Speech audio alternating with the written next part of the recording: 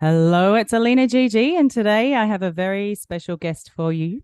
I have Jessica Mcilveen. She is a child behaviour and family dynamic specialist. Welcome aboard. Hello, good morning, good afternoon, wherever you are in the Somewhere world. around there. Yes.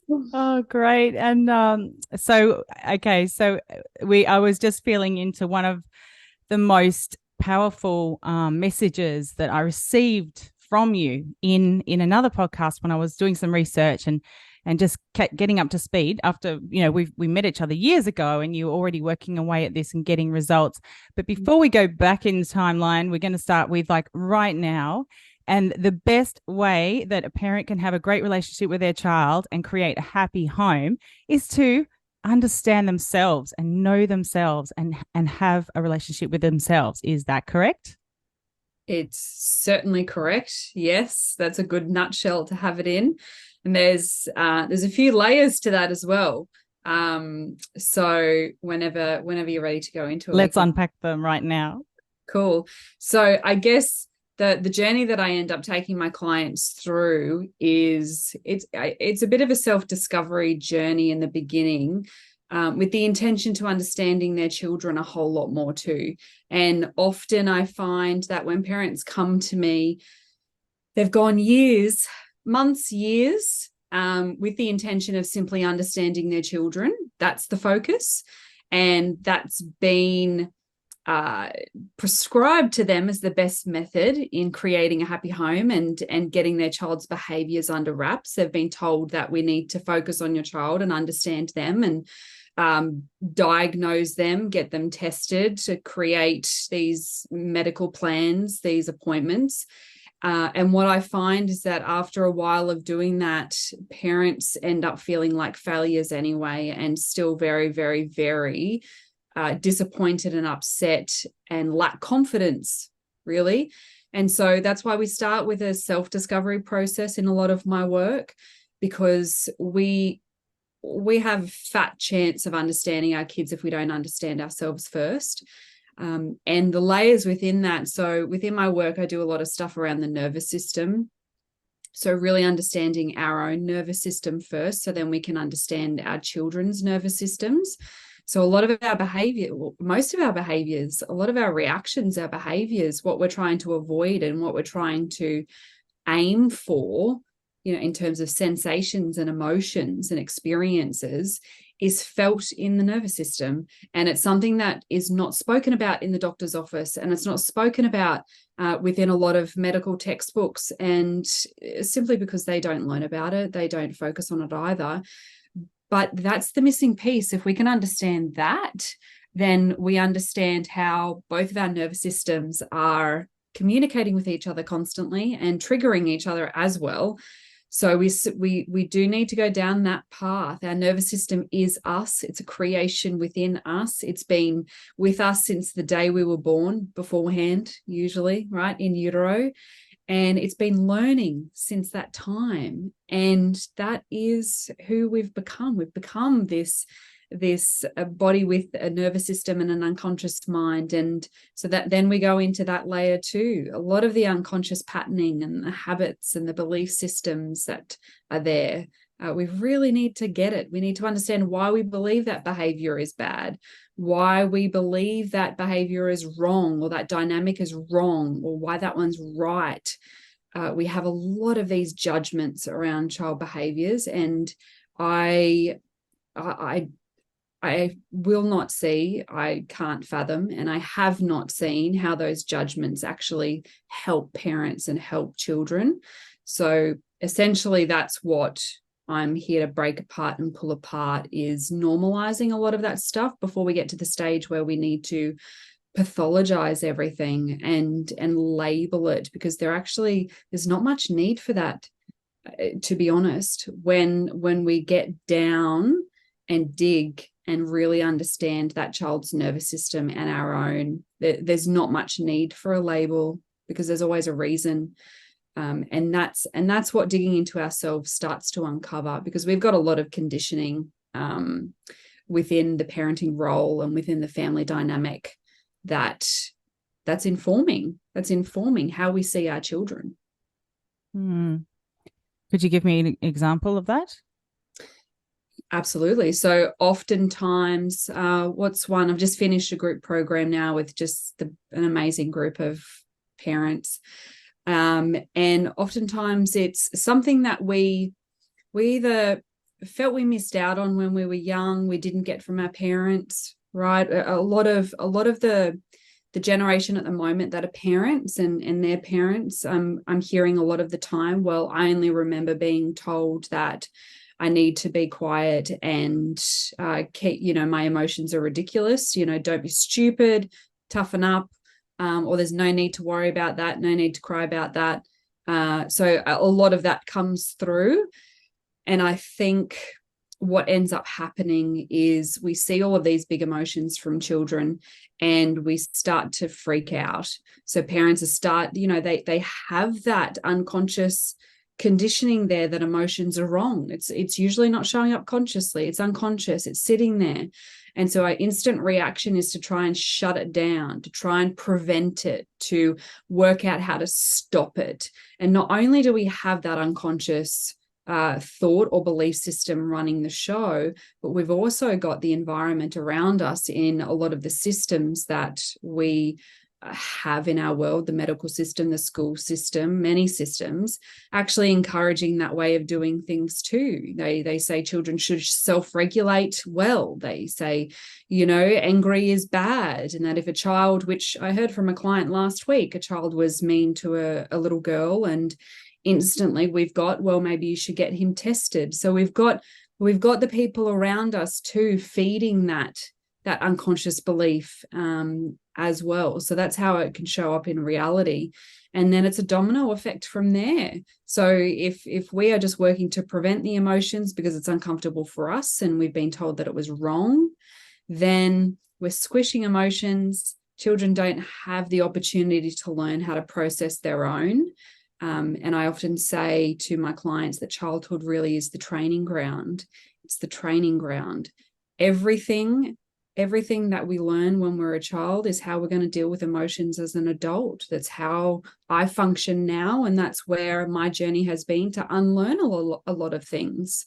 So if we don't respect that childhood is the training ground for all of this, then are we really setting kids up for success? No, we're not. We're limiting their learning opportunities, which is going to do far more harm than good long term. Wow, there's so much there. Yeah, I mean, anything with the energy of suppression will only take stronger roots and then come out even stronger later on, right? Yeah, that's a nice way of putting it. It does. So denying an emotion is not going to solve it, obviously. So then from there we can feel and trust that when we connect with it and feel with it, it can actually sometimes even release anyway because it's been seen and felt and heard. And then what's after that? Yeah, and that's where we start, Alina. So a lot of the time children just need it to be seen, okay? And often when we've got escalating emotions and meltdowns from children, they're escalating without, it's not necessary a lot of the time. Now, one thing I do say all the time is that meltdowns are required for future success. They are required. We are not meant to stop them. We will never stop them. So working to try and stop them will have parents feel like failures and set children up to feel like failures too. But we do have a lot of unnecessary escalations. And that's because we're judging the emotion as wrong, stupid, unnecessary, or it's triggering us. So we need to start with just seeing it. And how I like to describe it to my clients is, their nervous system in that moment is just wanting to be seen and heard. And if a nervous system feels judged or suppressed, it will actually scream louder. So the nervous system will scream louder and louder until it feels like it's been heard and seen. And it's not until the nervous system feels safe, until it feels seen, that it will start to calm. So we're working against the natural reactions of our nervous system and your kid's nervous system if we don't just allow it to be. So that's one thing that happens. The nervous system will scream louder. It will escalate louder to be taken seriously. And that's the message the child is getting. The message is being sent to the brain, be louder, be more fierce, throw things, scream louder, yell more, hit. That's the message that's going to be sent because this nervous system doesn't feel seen yet. So I often find that, the quickest way to start removing all of these unnecessary escalations, I say it's about parenting the nervous system. And that means it's so simple. And it's really about speaking to and communicating with the part of the brain that's active in that moment, which is the emotion center. It's all about emotions. And there's no logic there. We can forget logic, but we bring it in. We bring in the persuasive language, and we bring in the language, tenfold. We're trying to talk them out of it, have them see a different perspective. So this word persuasion is a big one that I'm usually speaking parents through that process. Let's eliminate all persuasive language afterward, because that allows the nervous system to be seen. I don't know about you, but if I'm upset and I'm emotional and I speak to my husband and his reaction is, oh, it's not really that big of a deal, or don't worry about it, you worry too much, that doesn't make me feel better. That makes me feel worse. And that makes me, again, my nervous system is telling me scream louder. Then I will exaggerate things. I will I'm not a yeller, but I will either cry more, I will get more frustrated, or I'll isolate myself more because I just haven't felt understood. So, anybody trying to use persuasive language in those particular moments with children, that's where we see the escalations continue as well. We've got to remove the persuasive language and just allow it to be there completely. In that moment is not a teachable moment. So we hear it, we see it, we remove language, remove persuasive language, and kind of get a little curious. We're so stuck in judgment a lot of the time. We've got our judgmental lenses on constantly, and getting curious is a word that I repeat so many times in my programs, because that's the mindset that leads to understanding and reconnection with kids. If we're curious, then they may just feel safe enough to have that chat with you, or to show you a different emotion, or to let the emotion go quicker. So getting curious is a really important piece of the process too, in parenting the nervous system. Again, judgment will have your nervous system and your child's nervous system scream louder. And you're right, dig their heels in with it, to prove a point. So that's where we want to get to. If we can combine those, usually that solves a lot of problems. And when that doesn't, or when we find that hard, it's usually then we've got to go back to base camp, which is parent. Why is it so hard? Why do we need to justify? Why do we need to persuade all the time? Why do we need to change things? Why do we feel triggered with those emotions? And we just got to explore and get curious about ourselves too.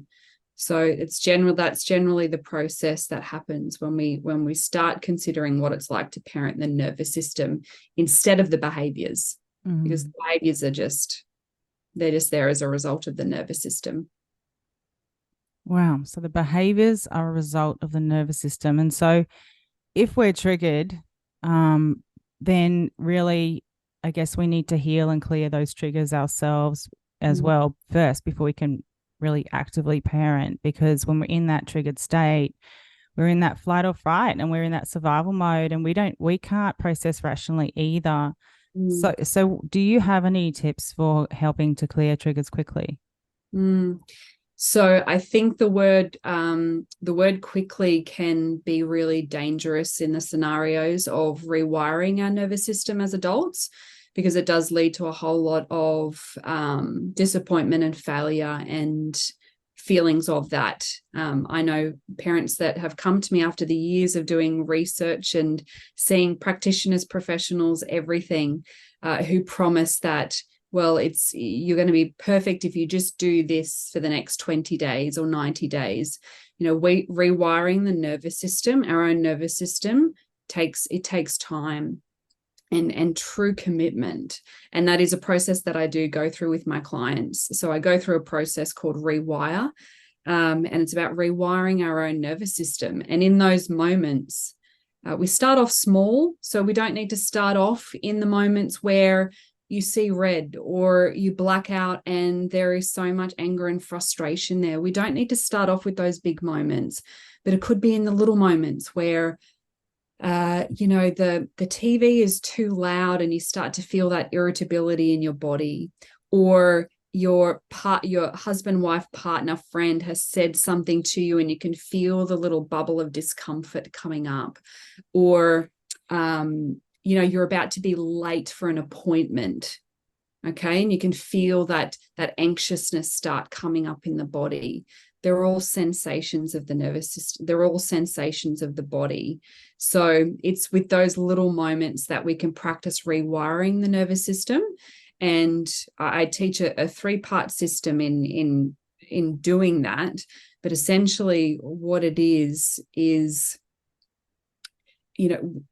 we have an opportunity in those moments to notice what the sensation is, because we rarely stop and consider it. And it's always those sensations that are building up through the day and lead to our volcano eruptions with our kids or with our partners, whoever it is. And it's because we're resisting it all of the time. We actually have this really poor relationship with that sensation. We've decided at some point in our past, usually in childhood, that it's a really scary, disgusting, wrong sensation. So it could be the fluttering in the belly. It could be the beating of the heart in the chest. It could be the sweaty palms. It could be the headache that starts to come on, or the tension that you start to feel in your shoulders. This is there every second of every day, and it depends on how aware we are of it. That dictates how fast we are to react to a scenario. So with those little moments, there are opportunities to stand still, stay still, and really feel into the sensation, not the thoughts that are going around in the head, because we're going to get lost in those, the thoughts of judgment. So we've got to come back to the body, because the body is what's instructing our reactions. So what's the sensation? And how non-judgmental can we be with it? So can you befriend it? Can you breathe through it? Can you work with it? Can you build a relationship with it that is one of acceptance rather than fight and forcing it away? It's until we can practice that regularly and become so aware of what sensations are triggering our reactions, then they'll forever be in the driver's seat.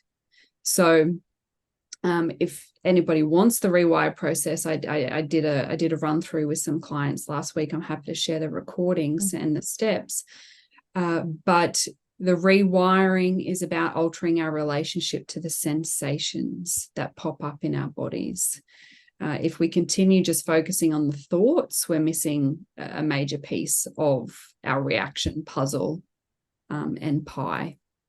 Wow, that's fantastic. Thank you. That is so useful for adults, in general, going through life. I mean, this deep work, it makes sense. We feel things in our body that's okay. Yes, there's thoughts, but there's feelings, and that's where we experience the feelings is in our body. So yeah. And then we've got some more compassion for kids then when we actually do that for ourselves. I hear so often that parents will say, well, children should be able to do this. And then I ask them, well, how do you go? How do you go with your own tantrums and meltdowns? And rarely have they got theirs under control, So it's, if we can understand ourselves more and understand that it does take a lot of commitment as an adult to rewire this and adjust this, then we've got some more understanding and compassion of what's going on in a child's brain and body, because they've got even limited access to what we have. I I've been practicing this for so many years now, and I take it so seriously in my days of where there's opportunities to practice it. And sometimes I get it right and sometimes I don't. But, I've spent, 10 days. I do this yearly. I do 10 days of 10 hours a day of silent meditation. So that's 100 hours in 10 days, or just over 100 hours we do. And there is, I've got to say, there's no scarier place than to be inside yourself for that long. So I've, it's really given me a great insight into how much our nervous system just dictates every relationship that we have. And this includes our children. Wow. Very powerful. Thank you so much for that. And I'll definitely share the rewiring steps. I think that's very valuable for everybody listening. Any other takeaways before you head off? I think I think what I would like to say is just that maybe the journey of what parents go through when I do see them, because often parents feel a bit alone in it, alone in just trying to figure out what their children need, and blaming themselves a lot for everything. And nothing of what I teach or share is ever about blame or judgment. There's never anything that's right or wrong. It's just that we don't have this great grasp on human phenomena and human nature and what's completely normal within that. And so then there's a lot of judgment, and there's a lot of people that make a lot of money out of self-judgment. And we also need to be aware of that too. But parents will come to me and they do feel so lost, and they do feel like such big failures and so fearful. The fear that consumes them of what their child's future looks like is absolutely horrendous for them. And I guess I've never seen freedom come from that by only focusing on the child. I've never seen freedom. I've seen freedom and inner peace come from looking within ourselves to figure out what's going on within me that I see that as wrong, or that I can't meet that child's need in that moment. That is the only time in the last 11 plus years that I've seen freedom and inner peace be created within a family, and there to truly be a happy home. So, and if we're looking for confidence as a parent, if we're looking for, that feeling I'm empowered, I know what my child needs. Again, I've never seen it come from only focusing on the child. I just never have.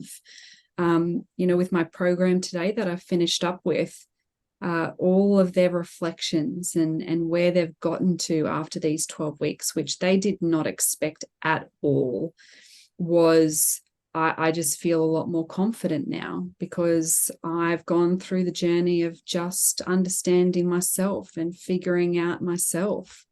So when we have more confidence within ourselves and trust ourselves more, then we have access to the solutions for our kids. We really do. That's when the solutions come.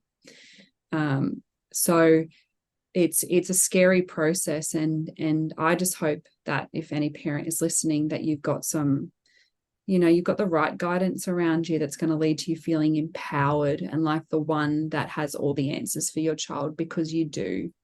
That parents have all of the answers for their kids. It's just the mess outside that has them think otherwise. So that's my hope for every parent I work with. Yeah. So the hope is that they listen to their intuition, really, and they get informed about what's actually going to make a difference, and then trusting their inner guidance system around that and giving it a shot. Absolutely. Yeah, very much so. Thank you, Jessica. Well, how can people best find you and work with you? Sure. So definitely have a look on Instagram under jessica.mcilveen, and Facebook. So it's the same. And then you can go to jessicamcilveen.com as well on my website there. There's access to some free resources on there.